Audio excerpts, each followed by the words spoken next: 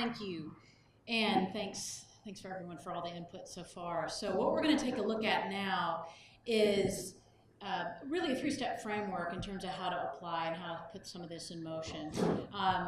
And we're going to look at it through a lens of a case study here in just a little bit. So when we think about how to approach putting data in motion and having it work for us, we need to think a bit like investigators. We need to be curious. And as Elizabeth really explained so well, a lot of it is building a culture, it's communicating. The basics still apply even though we're dealing with math. It's great to have a pocket of data sitting over in one part of the company, but if we're not asking, if we're not reaching across, if we're not fostering an ability to look and to listen, it's good money after bad, or it's good money that often will go wasted. The second part is to really then analyze and learn. So again, as Elizabeth mentioned, we need to celebrate when things aren't looking right. We need to applaud the person that's brave enough to walk in the room and say, this campaign that we just launched, this program, it isn't looking so hot. Some of the early indicators are showing us that some of the metrics are a little off.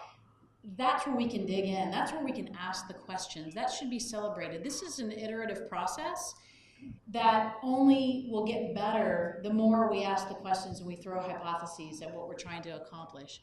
And so then the next is to act and iterate. It's really, if some of you have started to incorporate Agile into the way that your teams are working, I'm such a big believer in it because it really becomes this constant process of quick looks. It really helps foster communication, and you begin to change the mindset in terms of we're not reaching a goal because of a quarterly ask or what have you. This is a continuous cycle where we'll always be moving, because the minute we start to understand the behaviors of our customers, you know what? Their behaviors change.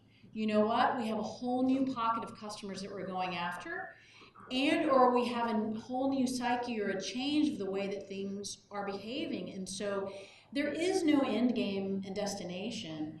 It's something that we're really just improving. And as we go over time and as we get smarter, our dollars work harder for us. We're spending less on search terms that don't mean as much. We're actually becoming less impressed with the volume of impressions that we have or the volume of clicks that we have, and we're really looking more towards the quality that we have.